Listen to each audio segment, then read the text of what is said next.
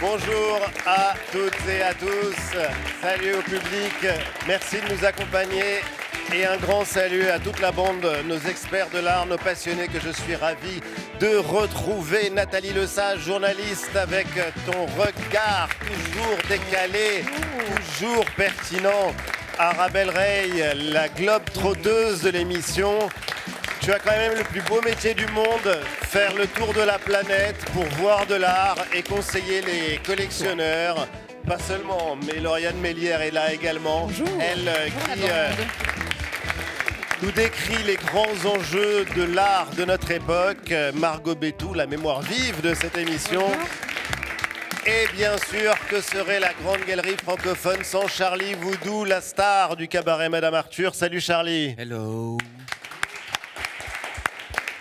On va démarrer avant d'accueillir Michel-Édouard Leclerc par la tradition et le mot du jour. Et évidemment, avec toi Nathalie.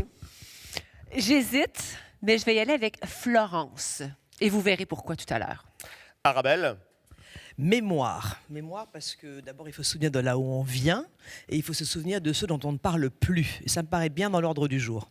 C'est très exactement ce dont on va parler notamment avec Michel-Édouard Leclerc. Lauriane. Non, on parlait de Florence, on parlait de mémoire et on va parler d'un lieu où j'ai grandi, Villeurbanne. Villeurbanne. Margot. Après Florence ou Villeurbanne, pour moi, c'est ça, Brésil. Et Charlie. Moi, ce sera quelque chose de plus magique. Mon mot à moi est abracadabra en hommage à cette sublime veste en préservatif géant rouge. Je sais pas. On pense évidemment à Lady Gaga. Pay the toll to the angels, drawing circles in the clouds. Voilà, abracadabra. Merci et bravo. Notre premier invité, lui aussi, est habillé en rouge de manière un peu plus sobre malgré tout. C'est l'un des plus grands patrons français, président d'un géant de la grande distribution. C'est aussi un immense passionné d'art. C'est lui qui a créé le fonds Hélène et Édouard Leclerc, une fondation à Landerneau en Bretagne, chez lui, qui est consacrée à la culture et à tous les arts de la bande dessinée à la peinture. Il a aussi créé sa maison d'édition d'art Mel Publisher. Bienvenue Michel-Édouard Leclerc.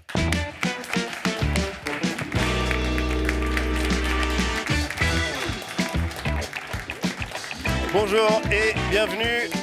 Je vous présente la public et la bande de la Grande Galerie francophone. Première question, c'est un rituel pour démarrer l'émission. Qu'est-ce que l'art apporte à votre vie, Michel-Édouard Leclerc ? Du plaisir, du bonheur, des rencontres, sortir de sa gangue.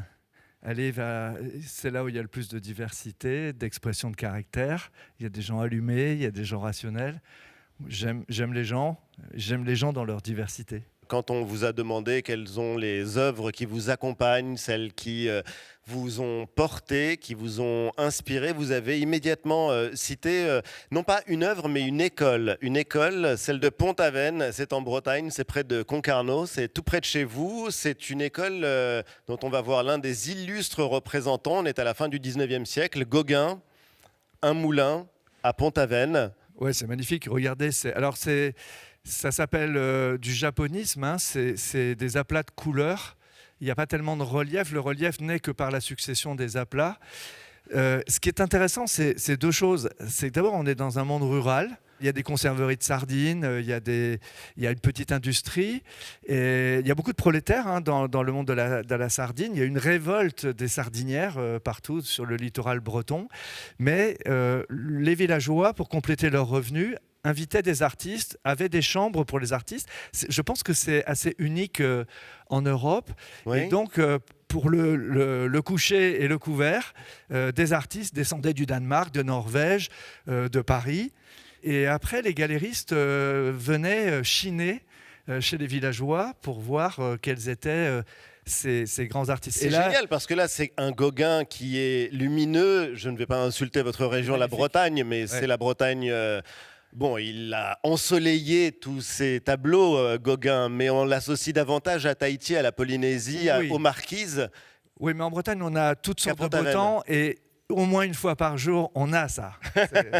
Et donc, vous racontiez donc l'école de Pont-Aven et quelques-uns de ses représentants. Et cette histoire donc de la fin du 19e siècle, elle a une suite aujourd'hui. Oui, en fait, bien sûr, de riches bourgeois, des grands galéristes vont découvrir le talent qu'il y a derrière ces maisons rurales. Et donc, ils ont constitué des collections que nous, on redécouvre après.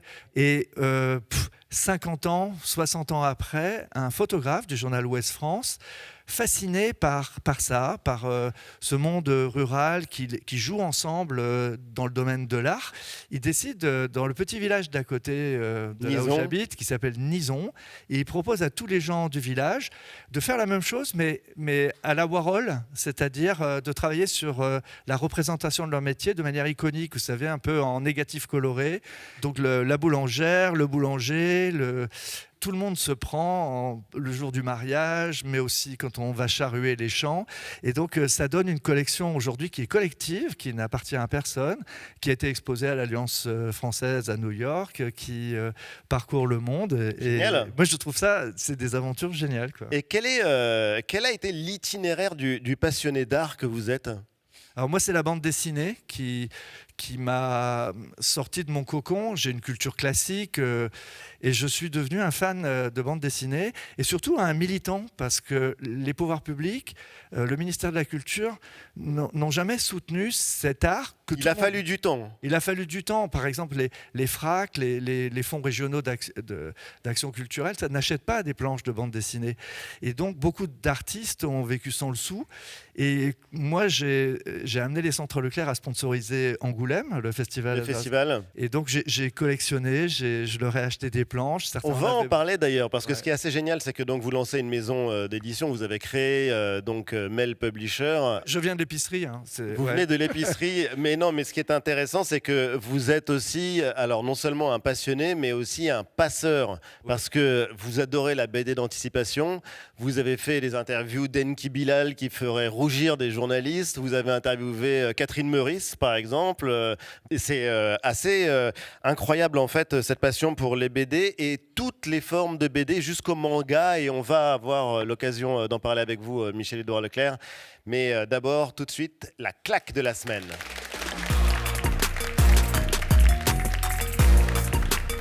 Et on démarre la claque de la semaine, comme d'habitude, avec toi, Nathalie. Volontiers. On change d'art, mais je suis assez certaine que vous aimez cet art. On va parler de street art. Donc, évidemment, on connaît plusieurs types de street art. Ça peut être des portraits monumentaux, comme ici, Léonard Cohen, justement, qui est à Montréal. Ça peut être des fresques qui sont plus graphiques. Le mur de Berlin, par exemple, qui est un excellent canevas pour ça, avec Keith Haring aussi, qui est évidemment une figure incontournable. Les messages politiques avec Banksy. Je vous amène ailleurs. Nous allons faire dans la dentelle, mais vraiment littéralement, avec l'artiste polonaise Ness Spoon. Regardez ce qu'elle fait, c'est incroyable. Elle sublime les façades avec des œuvres monumentales de dentelle qu'elle réalise soit ça, la c'est peinture. dans la rue. Ouais, elle peint sur des murs, sur des bâtiments, sur des ponts. C'est fait avec soit du pochoir, soit de la peinture. Et ce que je trouve fondamentalement intéressant dans sa démarche, c'est que, au-delà de l'esthétisme, en fait, c'est qu'il y a toute une réflexion aussi patrimoniale dans son travail, puisqu'elle étudie l'histoire locale. Elle rencontre les dentelières locales également, afin d'injecter justement une partie historique dans son travail.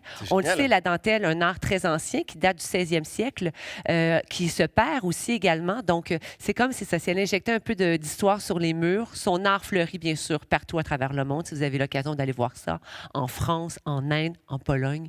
Donc, Ness Spoon. Et en Bretagne, évidemment, puisque la dentelle est quand même un art breton. Arabelle, ta claque de la semaine? Moi, ma claque de la semaine, c'est l'exposition de Prune Nourri, une artiste française qui expose en ce moment au MACAL, qui est le musée d'art contemporain de Marrakech. Alors cette œuvre, c'est une sorte de mémorial en argile qui s'appelle Statues Also Breathe, ce qui veut dire les statues respirent également. La terre, c'est quelque chose qui est très important dans son travail. Ça fait référence pour elle, évidemment, au corps féminin et à la mémoire collective. Ça s'inspire d'une histoire absolument tragique dont vous vous souvenez peut-être en 2014. Au Nigeria, le groupe Boko Haram kidnappe 276 jeunes filles dans la commune de Chibok. On s'en souvient, bien sûr. À l'époque, le monde, évidemment, est très ému et puis on a oublié. Prune Nourri est allée à la rencontre des familles de ces jeunes filles. Elle leur a demandé des photographies qui datent de l'époque où elles ont été kidnappées. Et elle a recréé les visages pour redonner évidemment un visage à ces jeunes filles dont on ne parle plus. Elle a recréé des sculptures qui sont toutes différenciées.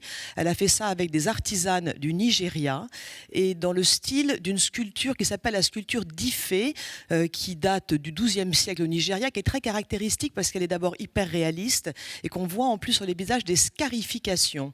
Autrefois, elles étaient en bronze et en bois, hein, évidemment pas en terre. Elle les fait ici en argile et donc elle crée une sorte d'armée silencieuse de 108 visages pour qu'on n'oublie pas ces jeunes filles, pour que, d'abord c'est un travail collectif qui est magnifique, pour qu'on n'oublie pas et qu'on ne s'habitue pas à la violence surtout. Donc elle leur redonne vie. C'est une exposition qui est très, très émouvante, que je trouve Génial. magnifique. Et Prune Nourri qu'on recevra bientôt dans la grande galerie francophone.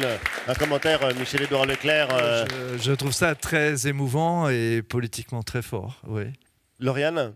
Non, mais je suis encore émue, mais on va essayer de passer à ma claque de la semaine. Je vous emmène cette fois-ci à Villeurbanne, à la MLIS. Enfin, en tout cas, c'est l'acronyme qu'on donne quand on est Villeurbanais pour la Maison du Livre, de l'Image et du Son. C'est un endroit où j'ai passé toute mon enfance et où j'ai appris l'amour de la lecture et aussi de l'art, puisque au sous-sol, il y a tout un espace d'exposition. Et en ce moment, on peut retrouver Delphine Dénéraz. C'est une jeune artiste trentenaire, originaire du Vaucluse, qui a été diplômée dans les arts textiles à la Cambre. Et en fait, elle redonne justement, et tu en parlais tout à l'heure Nathalie, une place particulière au textile et aux arts textiles, qui sont des arts plutôt dits féminins et qui sont souvent plutôt relégués à l'artisanat et pas à l'art. Elle a imaginé du coup à la MLIS, la Maison du Livre, de l'Image et du Son, le vernissage avait lieu le 26 février dernier, une exposition qui s'appelle Delphenland, et c'est une sorte de vrai faux paradis parc d'attractions, qui est en fait une critique du capitalisme tardif. Je vous invite vraiment à aller le voir. Ça fait écho d'ailleurs à ce qui se passe en ce moment avec la fête du livre jeunesse à Villeurbanne, qui sera du 22 au 26 avril. Merci Lauriane. Pour la critique du capitalisme tardif, vous n'êtes pas concerné? Je m'en échappe. Non, mais en l'occurrence, vous avez déjà pensé, parce que on peut dire les choses franchement, vous êtes un amoureux du beau, il n'y a rien de plus laid qu'un hypermarché. Offrir les murs d'un hypermarché à des artistes, par exemple, pour qu'ils le peignent comme le font les artistes du street art ou d'autres. J'ai hélas fait partie d'une génération dans l'après 68. Je ne suis pas un 68ard, je suis arrivé juste après. Et hélas, la culture un peu idéologique trouvait que le beau était une valeur bourgeoise.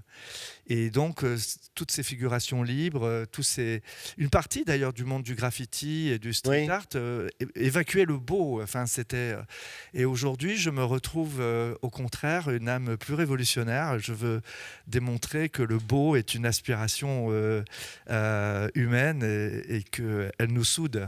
Et donc, c'est vrai. Il y a des beaux, il n'y a pas le beau, mais... Et donc, il pourrait y avoir des artistes ou des expositions dans vos supermarchés? Oui, on le fait.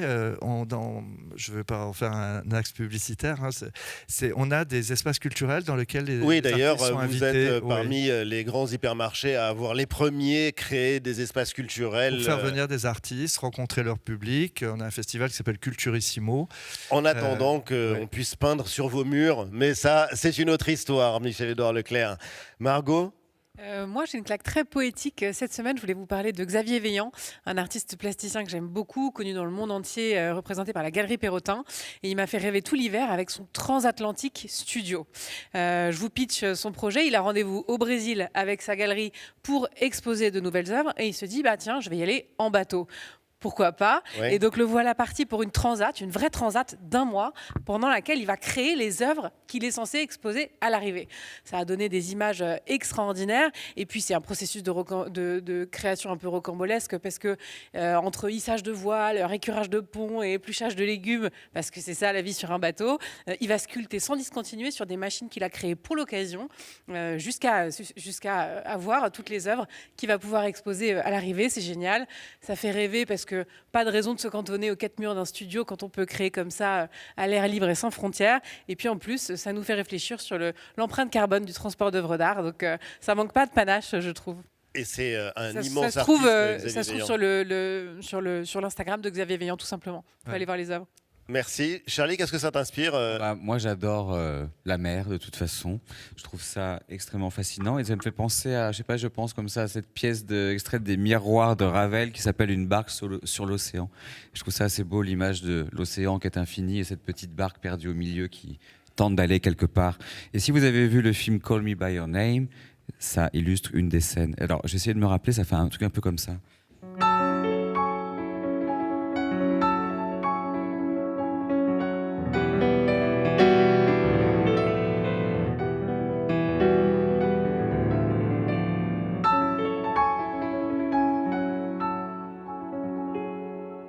À peu près comme ça dans ses couleurs. Merci Charlie. Et bravo. Michel-Édouard Leclerc, vous avez créé une fondation, Édouard et Hélène Leclerc, c'était il y a une dizaine d'années, c'est à Landerneau en Bretagne, et vous y avez organisé des expositions importantes consacrées à Picasso, au photographe Henri Cartier-Bresson, et vous dites vouloir rendre la culture accessible à tous. C'est quasiment un programme politique, mais ça passe par quoi concrètement? Je combats cette distinction privé-public. Je pense qu'on peut être citoyen et entrepreneur de l'art, on peut être du secteur privé et avoir le sens d'une mission publique. Donc on a créé une fondation où j'ai rajouté le nom de ma mère parce que dans le succès commercial de Leclerc, c'est mon père qui apparaît, mais c'est ma mère qui tenait quand même le... Vous savez, il n'y a pas droit des lions, il n'y a que des lionnes. Hein. Et donc... par devoir filial, Oui. par amour. Donc on a créé cette fondation à son nom. C'est elle qui m'a beaucoup éveillé à l'art, mes sœurs aussi. C'est un lieu de médiation, un ancien couvent capucin, donc très fruste, comme les franciscains. Il n'y a pas beaucoup de décors. Et ça avait été couvert Extrême de béton. sobriété. Ça avait été malmené depuis la Révolution. On l'a ouvert. On a fait venir des très grands artistes. Par exemple, dans notre ville de 18 000 habitants, on a fait venir 150 000 visiteurs pour venir incroyable. Pour venir voir Henry Moore. Et Henry Moore, pour les anglo-saxons, c'est le Rodin d'ailleurs. Jamais le Centre Pompidou n'avait montré Henry Moore.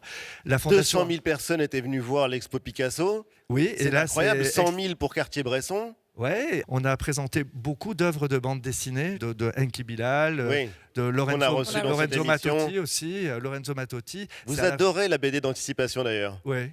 Oui, j'aime beaucoup Et puis en Argentine, toute l'école de Brescia, ce sont des latinos. Ils ont beaucoup influencé le renouveau des années 2000 Oui. dans la bande dessinée. Dans le franco-belge, tout le monde connaît Franquin, Hergé, Tintin, la bande dessinée de héros, la bande dessinée populaire. Tiens, regardez, vous passez des images de Bécassine. Vous voyez, Hergé, quand il va créer Tintin, il va s'inspirer de cette forme ronde du visage de Bécassine. Ah oui. Et Bécassine, c'est pas n'importe qui. C'est la représentation de la petite Bretonne qui allait à Paris pour gagner des sous, comme plus tard la Portugaise qui va aller faire des ménages à Paris. Et donc c'est à la fois la prolétaire rurale bretonne, et c'est en même temps notre héroïne. Tout le monde dit qu'elle est bête, tout le monde dit qu'elle ne sait rien faire. Les enfants l'ont chanté. Et tous les enfants l'ont chanté. Et en fait, c'est notre héroïne. Elle s'est émancipée. Elle a émancipé l'image de la femme en Bretagne. C'est notre cousine à tous, ouais, voilà. Bécassine. Nous sommes tous Bécassine. Votre prochaine exposition, celle du Fonds Hélène et Édouard Leclerc, sera consacrée à Andy Warhol. Elle va ouvrir ses portes avec les beaux jours le 6 juin prochain. Pourquoi Warhol, Michel-Édouard Leclerc? Qu'est-ce qu'il représente pour vous? Eh bien, pendant longtemps, je n'ai pas compris cet art de la reproduction de portraits, d'objets, cette déclinaison un peu industrielle de ce qui n'était plus une œuvre unique. Et j'ai découvert que cet homme qui avait des nuits improbables, dont on n'oserait plus parler aujourd'hui, à l'époque de Mapplethorpe et tout ça, il vivait avec sa vieille maman, elle n'a pas toujours été vieille, il vivait avec sa maman, il a vieilli avec elle, et il allait dans une église à Pittsburgh qui était orthodoxe, et donc il avait une fascination pour les icônes, et du coup on comprend mieux comment cet homme qui avait à la fois une vie complètement libre et dissolue, comme Gauguin aussi, d'une autre manière, beaucoup d'artistes, en fait était travaillé par une sorte de mysticisme de la représentation, et vous verrez à Landerneau ces autoportraits, ça va être une exposition formidable. Vous allez voir les portraits de Brigitte Bardot par Warhol, bien sûr Jackie Kennedy, tout ça, mais des autoportraits. Mais c'est aussi quelqu'un qui n'avait pas peur de se dire, il était publicitaire, et il était publicitaire pour des marchands comme moi. Oui, et pour des marques que vous vendez. En plus, c'est ça qui est assez drôle, c'est que la grande distribution, c'est par définition, c'est un monde de marques, et c'est assez étonnant, paradoxal peut-être, en tout cas provocateur, d'exposer l'artiste avec un A majuscule qui a détourné ses produits de grande distribution, Coca-Cola, la sauce tomate, les Heinz, sauces Campbell. Ouais. Et donc, c'est quand même une critique de la société de consommation. Oui. Alors justement, oui, comment est-ce que vous expliquez le paradoxe ? Je sais, idéologiquement, on a envie de dire que c'est une critique. Mais je pense qu'il y prenait aussi du plaisir. Il avait une jouissance dans cette consommation. Il s'est auto-filmé, faire des sandwichs, manger des sandwichs. Quand vous allez au musée, à la Fondation Warhol à Pittsburgh, un quart d'heure en train de manger un burger. Manger un burger. Je pense qu'il avait compris le pouvoir de la publicité aussi sur cette société qui avait envie de consommer après la guerre. Vous êtes rêvé, Michel-Édouard Leclerc, en Corto Maltese ? Oui. Hugo Pratt. Ouais. Alors vous identifiez ? C'est comme Tintin, c'est un mec assez froid. Il est plus sexué, donc c'est déjà plus sympa. Mais faites voir votre main, est-ce que vous avez une ligne de chance ? Lui n'en a pas, il se l'est créé lui-même. Mais non, ce que je trouve formidable chez Hugo Pratt, c'est cette espèce de traversée du temps, de traverser des révolutions, traverser des espaces. L'arrière-fond historique. Et alors, lui, il est neutre, il n'impacte pas l'histoire. Ouais. C'est pas un homme d'action. Mais en fait, il nous fait découvrir les autres peuples. Et alors, vous regarderez dans Les Celtiques, il y a une photo d'une femme qui vous ressemble un peu, avec des cheveux comme ça, et elle dit, cette femme, et j'en suis amoureux, et elle dit tant qu'on se souviendra de nous dans les Bretagnes, il y aura toujours une espérance de vie. J'adore, c'est pas mot pour mot. Non, mais c'est une belle citation. C'est une très belle citation que j'ai mis dans mon bureau aussi. Transition de Corto Maltese à la présidence. Est-ce que vous vous êtes déjà rêvé président de la République ? Eh ben non, pas du tout, pas du tout. Je pense pas que de révélation sur ce plateau ? j'ai pas, ça me fait pas de révélation, même si tout le monde essaie de vous le faire dire. Non, j'ai très peur. Je reviens des États-Unis là pour l'exposition Warhol. J'ai vu les gens que j'aimais bien qui en 2 ans, je les ai vus s'auto-censurer. On peut plus parler. Il y a plus d'humour. Il y a plus. On peut pas parler politique. Tout de suite, on vous demande de vous taire. On vous fait comprendre et tout ça. Et ça me fait très peur. Ils sont proches de la guerre civile dans certains endroits. Et donc, moi, ça me fait peur. Et en fait, je vais dire un truc un peu solennel, peut-être un peu con comme ça, mais je pense qu'il faut que je me mette tout de suite du côté des gens qui pensent qu'on peut sauver la mise, quoi. Et donc, c'est une offre de service sincère. Je joue pas avec les sondages d'opinion. J'ai la chance d'avoir une certaine notoriété, popularité par les magasins. Extraordinaire. Et pour donc, un je grand veux patron. dire aux gens qui si un jour il y a du grabuge, quoi, qu'il faudra se retrouver peut-être un corps central pour essayer de pacifier tout ça, quoi. Arabelle, on va revenir du côté sur la bande privé. dessinée. Vous êtes un des plus grands collectionneurs au monde de bandes dessinées originales. Vous avez 8000 pièces environ dans votre collection, si je ne me trompe pas. Il y a 65% à peu près qui seraient franco-belges. Et le reste serait divisé entre peut-être des comics américains et du manga japonais. Oui. Alors, question atroce. Si je vous demandais quelle est, en ce moment en tout cas, votre bande dessinée préférée et celle qui vous donne le plus d'émotion aujourd'hui, vous me diriez laquelle et pourquoi ? Ah non, je saurais pas. Dernier coup de cœur. Non, je saurais pas répondre à ça parce que j'adore Johann Sfar, là, le chat du rabbin. Il est génial. Alors après, Johann aussi, il pisse de la copie après, parce qu'il et il est graphomane ou je sais pas comment on dit. Il est ça graphomane, il est militant, il veut ne pas se laisser enfermer dans ses origines. Dans une identité. Il est biblique aussi, il est biblique. Mais regardez, c'est magnifique, c'est des traits très simple et en même temps c'est plein d'émotions. J'aime beaucoup Sfar. J'aime beaucoup Blin. Blin, il s'amuse. Blin fait avec Jean Covici, il fait le grand bouquin à 1 million d'exemplaires sur l'écologie. Et en même temps, il va faire un bouquin avec la BRI pour suivre nos militaires quand ils vont sauver des otages, des femmes battues et tout ça. Ou sur le Quai d'Orsay. Ouais. Et Quai d'Orsay. Quai d'Orsay qui était absolument un extraordinaire. Villepin plus vrai que vrai. Plus Villepin que Villepin. Et donc Villepin m'a dit lui-même que ça le marque, ça l'influence. Donc, à un moment donné, il prend des attitudes de quand Blin le dessine. Donc, c'est assez marrant. Ah, c'est donc ça l'explication. ouais. Tout s'explique par la BD. Lauriane. Non, mais en fait, moi, je me posais une question qui était peut-être un peu plus légère par rapport à tout à l'heure. C'est quand est-ce que vous avez le temps de lire de la bande dessinée, de découvrir de la bande dessinée? J'essaye d'imaginer votre semaine, à quelle heure vous vous levez et quelle place ça occupe concrètement, d'un point de vue temporaire, dans votre vie. Alors, j'ai le temps de ne rien faire, c'est-à-dire que je dors mal. Je m'oblige quand même à 2 heures de salle de sport par jour. Ça, c'est l'âge. Je sais que j'ai moins de métabolisme. Alors, si je veux que le cerveau et tout ça, ça 2 heures, fonctionne. C'est pas mal. Vélo elliptique, natation. Et l'été, la mer. Même un joli 17 castrateurs. Ça donne de l'énergie sur la plage. Mais autrement, je lis peut-être 3-4 heures par jour. C'est-à-dire que je fais un choix de ne pas me laisser dominer par l'écran. Et j'aime l'écran, je suis beaucoup sur les réseaux sociaux, j'entretiens une relation avec beaucoup d'artistes, mais aussi... Il y a des moments où on se demande si vous ne vivez pas dans un écran d'ailleurs, quand on allume sa télé ou quand on regarde son téléphone portable. C'est un danger de se...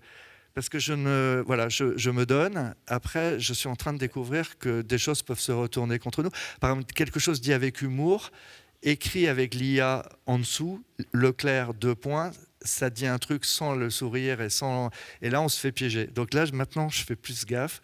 Mais vous avez eu une très belle réponse à cette phrase, à cette question que vous posez, Lauriane. Ma vie est une bande dessinée dans laquelle les cases s'ajoutent au fur et à mesure. Ouais. Je pète un peu les cases aussi. Ouais. C'est vrai, vous pétez parfois les cases, mais elle serait dessinée par qui cette BD ? Tout à l'heure, je nous voyais avec Blin là, sur les images. Ce serait pas mal.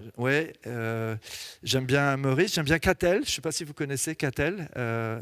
C'est une autrice. Oui, une jeune autrice. Qui refait la biographie de femmes qu'on a oubliées, des grands artistes, des peintres. Je trouve qu'elle dessine bien. Elle est extrêmement douée et talentueuse. Ouais. Mais on va parler d'une expo d'ailleurs, Nathalie. Exactement, parce que vous êtes un grand collectionneur, mais vous êtes également un grand seigneur, puisque vous partagez vos œuvres à certains musées du monde. En 2024, avec Pompidou, avec l'exposition La BD à tous les étages. Et en effet, en ce moment même, ça se passe dans le musée de Grenoble. Bon, c'est pas très loin de la Normandie et de la Bretagne. Et avec l'exposition qui s'appelle Épopée graphique, où vous avez partagé 400 planches. Et ça ne doit pas être évident de l'imaginer, cette exposition. Comment vous avez choisi l'accrochage? Est-ce que c'est avec le fil narratif et la popularité des personnages, ou c'est plus un parti pris graphique? Alors, à Pompidou, il y a eu 2 femmes commissaires qui voulaient redonner aussi aux femmes autrices une grande place. Donc, dans l'histoire de la bande dessinée, elles ont mis en avant des créations plus récentes, puisqu'il y avait moins de femmes au départ. La bande dessinée, c'était un monde de mecs. C'était un monde de petits garçons. Et donc, à Grenoble, donc là, c'est le maire, un conservateur qui s'appelle Gocalp, et puis un copain à moi, qui est fondateur de la maison d'édition qui fait des estampes, Lucas Huro. On a choisi là plutôt des thèmes, mais dans l'histoire de la bande dessinée. Donc, on a tout mis. Du cul, des revolvers, de l'aventure. Liberté totale. Non, en québécois, ça huc, peut-être? Je ne sais pas. Non, on peut le dire. On peut le dire. Oui, on peut le dire. Michel-Édouard Leclerc, on va continuer cette émission avec vous, mais d'abord, on va parler d'une légende du street art revue et corrigée par Alex Vizorek. Il s'agit de Ramelzi et c'est le Viseur Expert. Et aujourd'hui, parlons de Ramelzi. Un artiste pluridisciplinaire new-yorkais, né en 1969 et décédé en 2010. Certains de ses costumes se trouvent dans l'exposition à Bordeaux, comme celui-ci. Je suis sûr qu'il aurait gagné Masked Singer. L'exposition est éclairée en grande partie avec des blacklights, ce qui donne l'impression de découvrir l'art tout en faisant un laser game. Il y a également des œuvres engagées comme celle-ci de Gulf War, une enseigne de pompe à essence appelée Gulf, qui critique la guerre du Golfe. Oui, Ramelzi, il n'avait pas de pétrole, mais il avait des idées. Mais revenons aux origines de son travail. Il naît dans le Queens et commence par faire des graffitis dans les gares et sur les trains new-yorkais. Sa carrière est alors sur les rails.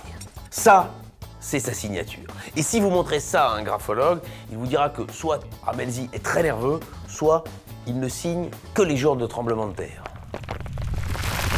Toutes ces facettes de Ramelzi, vous pourrez les découvrir à Bordeaux. Arrête! Tu m'as fait peur! On écrit sur les murs à l'encre de Noël. Merci Alex Vizorek. Nathalie, tu as une mission qui est de nous permettre de briller dans les dîners en ville ou en tout cas de comprendre certaines expressions qui sont liées à l'art. Et tu as un jingle absolument formidable. Du nouveau dans le coco.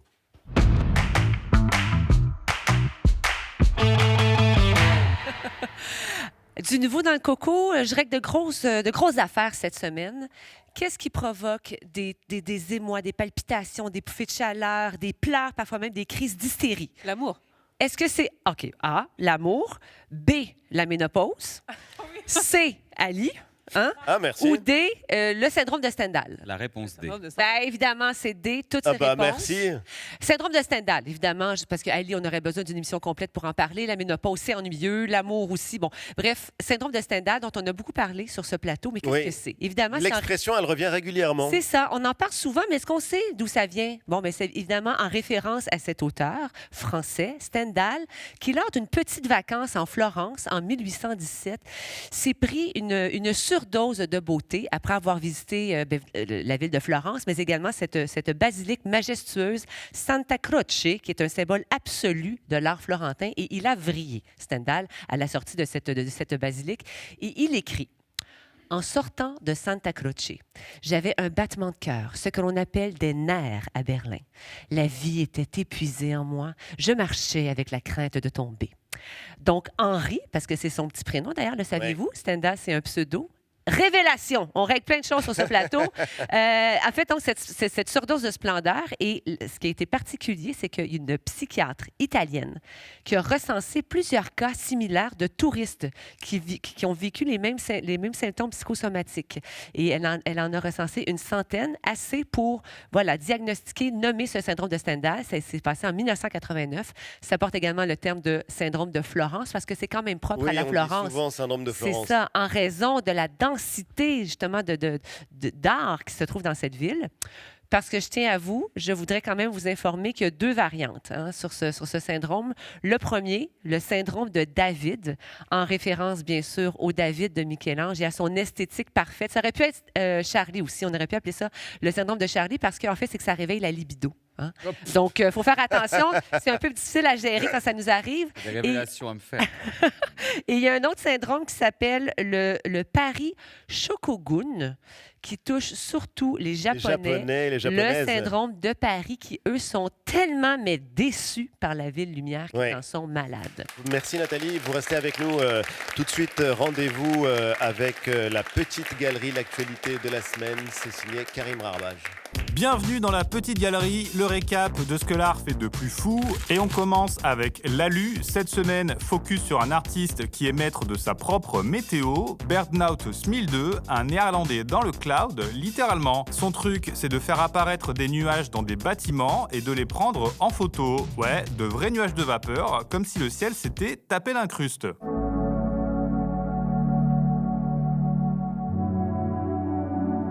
Très stylé. Et pour faire ça, Bernout, il a un procédé très précis. Il mesure l'humidité d'une pièce, la température, la circulation de l'air. Il ajuste tout au millimètre. Puis il injecte et modèle sa vapeur jusqu'à obtenir la forme parfaite.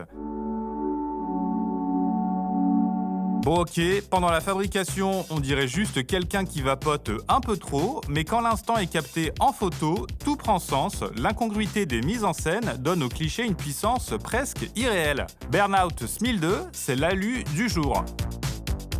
Et on continue avec la dinguerie. Aujourd'hui, on vous présente Jennifer Mestre, une artiste américaine spécialiste des crayons de couleur.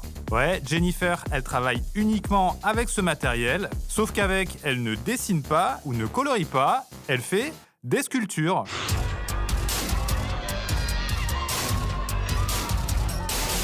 Yes, c'est zinzin et limite un peu flippant, agressif. Jennifer, elle s'inspire ouvertement d'animaux comme les oursins pour créer. Et en fonction des œuvres, elle peut utiliser jusqu'à plusieurs centaines, voire milliers de crayons. Truc de fou. Je suis un peu obsédée par les crayons de couleur. Jennifer Mestre, c'est notre dinguerie du jour. Et on termine avec le faux lolo. Aujourd'hui, on suit le compte de Benjamin Shine, un artiste britannique qui crée des œuvres à partir de tulle. Vous savez, la dentelle des robes de mariée, là. Benjamin, il plie, superpose et comprime des couches de dentelle pour créer du contraste. Il fait tenir tout ça en chauffant avec un fer à repasser et le résultat est juste incroyable. A little thread will fix you up, but we've got plenty, as you see, and personally guarantee on quality repairs. Yes, trop stylé. Parfois ce sont des œuvres encadrées, parfois ce sont des sculptures en 3D et il boucle la boucle en faisant parfois ses portraits sur des robes. Excellent. They will all be quite impressed. Suivez Benjamin Shine, c'est notre faux lolo de la semaine. Là-dessus, la petite galerie ferme ses petites portes. À très vite. Merci Karim. Notre deuxième invitée, c'est une artiste peintre. Elle est citée dans le prestigieux classement des 30 personnalités les plus influentes de moins de 30 ans de Vanity Fair. Ces tableaux sont magnétiques. Ils explorent notre rapport à la mémoire, à la famille. Johanna Torgman va nous rejoindre. Mais d'abord, son portrait, c'est la tradition. C'est en 3 mots et c'est signé Damien Cabrespine. Johanna Torgman en 3 mots. Mot numéro 1, lien. Johanna Torgman est une artiste qui crée du lien, qui connecte et reconnecte, qui travaille la mémoire et le passé pour mieux s'ancrer dans l'actualité. J'ai toujours aimé raconter des histoires. Des portraits de citoyens engagés, des toiles qui honorent les personnes immigrées. Johanna Torgman est une conteuse. Elle raconte la vie des autres et en filigrane la sienne. Ma volonté, c'est de pouvoir raconter des histoires, peu importe le médium. Mot numéro 2, famille. Les portraits d'ancêtres et les photos de famille sont pour Johanna Torgman une inépuisable source d'inspiration. Je suis définie par les gens que je peins, plus que par comment je le fais.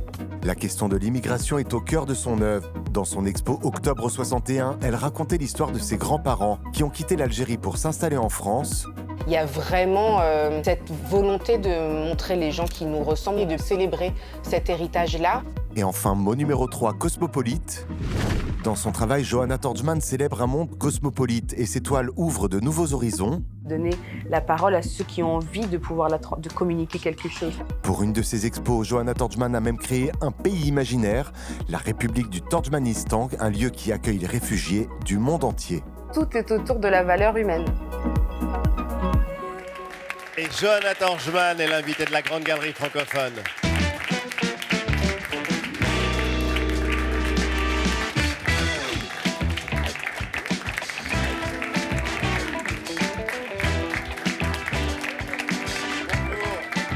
Bonjour et bienvenue. Merci d'avoir accepté notre invitation. Je vous présente Michel-Édouard Leclerc, la bande, le public. Vous avez vu votre portrait signé Damien Cabrespine.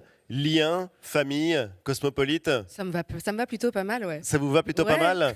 Le côté cosmopolite est assez frappant. Depuis que vous êtes petite, vous êtes frappée malgré tout par l'importance de la famille, des histoires de famille, des albums de famille. Vous les avez toujours feuilletés. Est-ce que ça vous inspire quand vous peignez ? Ouais, en fait, mon travail, il est vraiment basé sur ça aujourd'hui, sur cet héritage qui a été transmis par ma famille. J'ai eu de la chance d'avoir un grand-père passionné d'albums photos. Donc, à chaque fête des grands-pères qu'on invitait, parce qu'elle n'existe pas encore, on lui offrait un album de photos, quoi. Et puis, il le remplissait. Et puis, il avait à cœur de nous raconter chacune des histoires qui se cachaient derrière chaque image. Donc, au départ, c'était pas ma passion première. Je le subissais avec plaisir quand même. Mais en grandissant, il y a bien sûr cette quête identitaire qui se cache aussi à travers tout ça. Donc, j'ai été refouillée un petit peu plus avec une plus grande curiosité, je dirais. La quête identitaire, c'est une manière pour vous de vous retrouver. Il faut raconter l'histoire de vos grands-parents. On l'a vu rapidement, mais ils sont arrivés, grands-parents algériens. Du côté de ma mère, algérien. Ils ont débarqué en France. Ouais. Et vous les avez représentés en arrivant en France dans une série de peintures. C'est pas tellement une question politique, c'est pas la thématique de l'immigration en général qui ça le devient toujours, malgré l'art est politique. À partir du moment où on choisit surtout des sujets comme ceux-ci qui sont d'exil, etc., on a forcément une portée politique de fait de notre existence. Déjà, nous sommes politiques, mais non. Donc c'était aussi politique qu'intime. C'est plus intime, bien sûr, mais je trouve que la politique, il y a des sous-entendus. Je pense qu'il y a beaucoup de gens qui sont venus, qui ont, en tout cas, il y a eu ce rapport plus à l'intime qui prenait le dessus parce que dans cette fameuse exposition 25h0, octobre 61, pardon, 25h01, c'était une autre, les gens en fait se projetaient de par leur héritage à eux, se projetaient par rapport à leur famille, ils venaient une première fois, puis ensuite avec leurs parents, leurs grands-parents. Donc ça crée un vrai débat autour de ces histoires-là, d'identité premièrement, et puis ensuite il y a... La volonté de leur rendre hommage? Ah ouais. Oui. Ouais, vraiment. C'est totalement. Ouais, complètement. Ça, c'est quelque chose que vous avez en commun avec un autre immigré qui vient de Bretagne, du Finistère. Mais ça reste un héritage culturel, en fait. Effectivement, à ses aïeux, parents et grands-parents. On va voir l'une de vos œuvres, Genesis. Racontez-nous. Alors Genesis, comme son nom l'indique, c'est vraiment en fait ça représente c'est une photo qui a été tirée du mariage de mes grands-parents en Algérie peu de temps avant on les voit là. Ça c'est la photo originale. Voilà, exactement. Il y avait cette volonté de faire un close-up en fait et doter ces visages pour avoir une possibilité une universalité plus grande en réalité, cette possibilité de se projeter en disant ça pourrait être l'union de mes grands-parents à moi, de vos grands-parents à vous, etc. Donc au départ, il y a eu cette volonté de raconter des histoires extrêmement précises et on le voit aussi dans cette expo où il y a un mur qu'on a vu en introduction avec tous ces portraits qui étaient tirés des premiers documents d'identité de quand les gens sont arrivés en France la première fois. Donc les premiers visas de travail, les premiers passeports, etc. Et on voit moins là, mais en vrai c'est du bois gravé et il y a une sculpture de l'empreinte du tampon du passeport la plupart du temps. Donc c'est pour montrer ces différentes vagues. Donc il y a cette singularité à travers chacune des personnes, mais il y a aussi cette universalité qui prend le dessus de nos histoires. Lauriane? Non, je me posais la question justement par rapport à votre exposition précédente, 25h01, dont vous parliez presque tout à l'heure. Vous êtes attaché pour cette exposition à donner un visage à des migrants ou des personnes demandeuses d'asile et à les immortaliser avec un objet qui leur est cher. Ouais. Vous, votre objet qui vous est cher, apparemment, c'est un tabouret. Alors ça, c'est ma grand-mère. Ah, l'objet qui est cher à votre grand-mère, c'est un tabouret. Ouais, c'est ça. En fait, quand on était enfant, on a toujours grandi avec cette histoire de attention au tabouret, mais je le trouvais pas très esthétique ce tabouret, je comprenais pas l'intérêt porté à ce tabouret. On le voit d'ailleurs à l'écran, ce tabouret. Exactement, et donc en fait... Que vous avez sublimé d'ailleurs. Un peu, mais on le connaît tous ce tabouret. On a tous eu ce tabouret, surtout de cette région de la Méditerranée, oui, ça, on le connaît. Oui, on le connaît tous. Et donc en fait, il y avait cette préciosité autour, les pailles s'enlevaient, enfin il était vraiment pas bien quoi, mais il avait une valeur qui était beaucoup plus chère à leur cœur. C'est le seul objet qu'ils ont pu emporter avec eux en quittant l'Algérie parce qu'ils n'avaient pas les moyens d'avoir une cale pour mettre sur le bateau. Et en fait, ça m'a donné l'idée d'aller rencontrer différentes personnes qui ont cette même histoire en fait que la nôtre, enfin que celle de mes grands-parents en tout cas, et de leur demander à chacun quel objet ils avaient emporté avec eux avant de quitter leur terre natale, et souvent de me raconter leur exil à travers le prisme de cet objet. Il y avait là, on voit notamment cette femme Fadwa qui vient de Syrie, et en fait son objet lui a été confié transmis par sa mère pour qu'elle l'oublie. C'est ça, c'est un papillon. Et en fait, c'était pour qu'elle n'oublie jamais l'odeur de sa maman. Donc en fait, pour nous, c'est un savon. Et pour elle, il y a une dimension beaucoup plus grande de l'odeur. C'est vrai, comment se transmettre ça. Charlie, il y a un tableau de Johanna que tu aimes particulièrement, qui porte un nom dont on dirait qu'il est issu de la Renaissance. C'est les Trois Grâces. Ah. Tu peux nous le décrire et pourquoi est-ce qu'il te parle, ce tableau ? Pour l'instant, je ne sais pas encore ce que je vais en faire. Et moi, comme Johanna, je suis très attaché à l'histoire des familles et aux photos. On m'a souvent vu disparaître pendant les réunions de famille et me retrouver sur le lit de l'arrière-grand-mère avec toutes les photos de famille et je pleurais devant, comme si c'était des gens que je pouvais encore voir qui n'existaient plus. Enfin bon, c'était assez étonnant. Et pour moi, celui-ci qui représente du coup elle et sa famille, je pense que c'est quelque chose que nous avons plus ou moins en commun. Et alors, s'il fallait le mettre en musique, je ne sais pas encore, mais ça va venir. Déjà, on va identifier les trois personnes et j'entends du Fa mineur. Je ne sais pas, c'est comme ça. Parce que dans Fa mineur, il y a famille, femme aussi. Et famille. Bravo. En voilà une, en voilà deux et en voilà trois.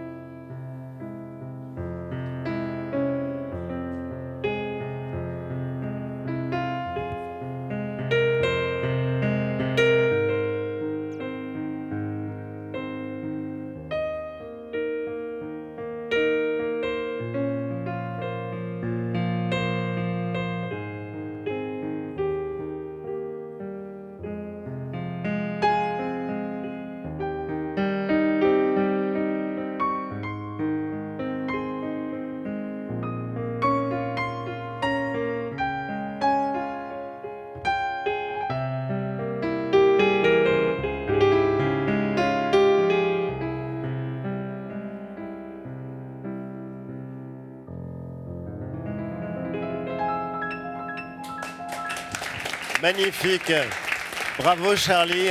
Magnifique. C'est émouvant, c'est beau. Oui, Johanna, oui. Ouais, c'est émouvant. En fait, c'est fou de voir ce qu'une image peut transmettre en émotion à un humain déjà comme émotion Ça reste à propre, prouver. mais aussi en transmettre d'un art à un autre art, etc. C'est sublime. Ça me touche beaucoup. Ben, Johanna, puisque vous aimez regarder les photos, j'ai envie qu'on se fasse plaisir. Je vous invite à regarder une photo de quelqu'un que vous connaissez très bien. C'est marrant. Et là, les gens se disent, mais qu'est-ce que c'est que cette photo? Qu'est-ce que c'est? Mais pourquoi? Alors, pour les plus Mais jeunes, pertinent. pour les Stuart plus jeunes dans la Little. salle, il s'agit de Stuart Little, qui est une souris dessin animé populaire dans les années 90. Le lien C'est est même fort. pas un projet là, dans la salle. Mais il y a une rumeur, Johanna, qui circule sur le fait que c'est ce personnage qui vous aurait donné envie de vous lancer dans l'art. C'est une bonne rumeur. Mais en fait, c'est pas ce personnage, c'est Marzette. Il y avait une femme que... Tu étais mal informée. Non, mais c'est tout à fait ça. Mais En l'histoire est belle, en tout cas. L'histoire est incroyable. Mais en fait, Marzette était une femme qui s'occupait des effets spéciaux seulement sur les poils de Stuart Little. Et j'ai eu la chance, j'ai un oncle qui vit aux États-Unis depuis très longtemps et qui s'occupe des effets spéciaux dans le cinéma d'animation. Et souvent, les vendredis, c'était les Family Day et tout. Donc, on avait la chance d'aller visiter différents studios. Et donc, il y avait cette femme Marzette qui m'a montré. Je trouvais ça fou. C'est assez génial de rencontrer quelqu'un comme vous, une artiste, de plonger dans son univers. On découvre des tas de choses. On découvre par exemple que vous êtes passionné de foot.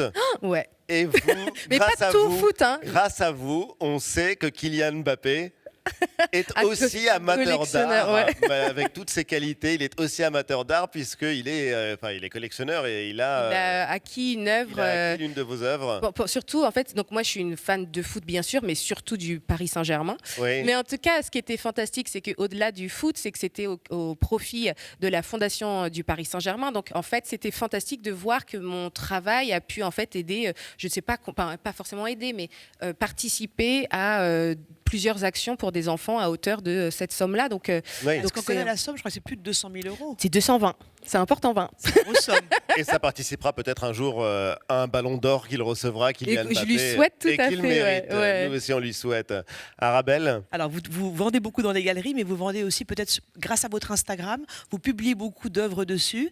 Vous avez d'ailleurs un cadrage qui est très caractéristique du cinéma ou d'Instagram. Vous n'hésitez pas à couper un morceau d'un corps, un morceau d'un visage, avec des très gros plans. Alors, est-ce que l'Instagram, ça vous sert également dans la diffusion de votre travail? En fait, je pense qu'aujourd'hui, il y a différents outils en fait, qui sont absolument nécessaires à notre diffusion quand on ne vient pas du schéma classique. C'est vrai que moi, je n'ai pas fait ni les Beaux-Arts, ni les Arts Déco, ni quoi que ce soit en fait, à ce niveau-là. Donc, forcément... C'est l'une des plus belles galeries d'art aujourd'hui. Je trouve, ouais, on découvre plein de gens. C'est comme ça qu'on s'est découvert. Ouais.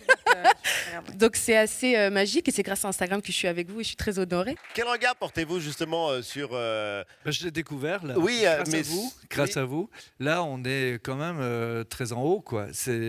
J'ai trouvé. J'ai vu des œuvres. Johanna veut aller encore plus haut. J'ai été sur Instagram. J'étais encore dans le taxi pour arriver ici sur Instagram. Et non, je trouve que c'est beaucoup de talent. Si tu veux venir à Landerneau, avec on peut plaisir. faire une exposition. Et moi, j'aime partager. Mais non, je trouve ça très fort, très beau. Et d'ailleurs, l'interprétation musicale de Charlie était incroyable. Je suis d'accord que le mot émouvant allait Et on très bien sentait avec votre la photo. émotion. Ouais, C'est gentil, ça me touche beaucoup. Merci Johanna. On va ralentir le rythme et prendre le temps de la contemplation. Direction Bruxelles et le musée Magritte pour l'Empire des Lumières, chef-d'œuvre de ce peintre. Vous allez voir, c'est fascinant.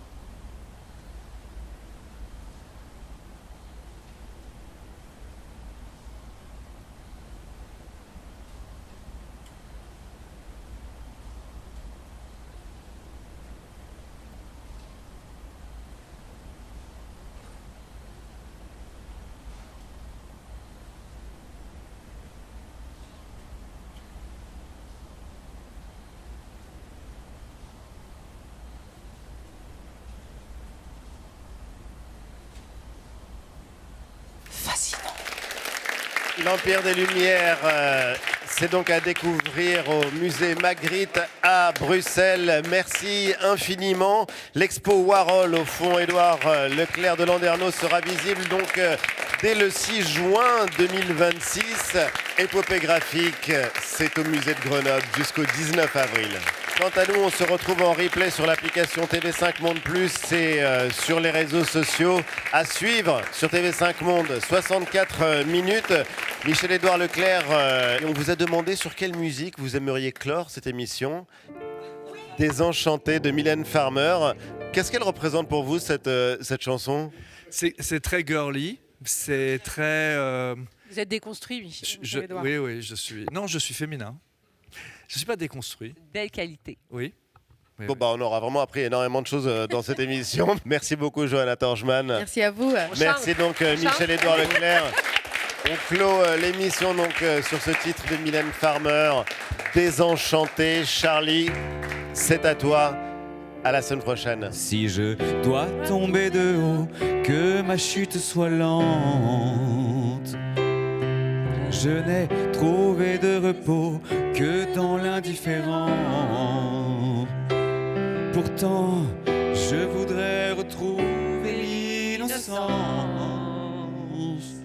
Rien n'a de sens. Et rien ne va. Et refrain, tout est chaos. À côté, j'entends absolument rien. Tous mes idéaux, des mots abîmés. Je cherche une âme, etc., etc. Merci à tous.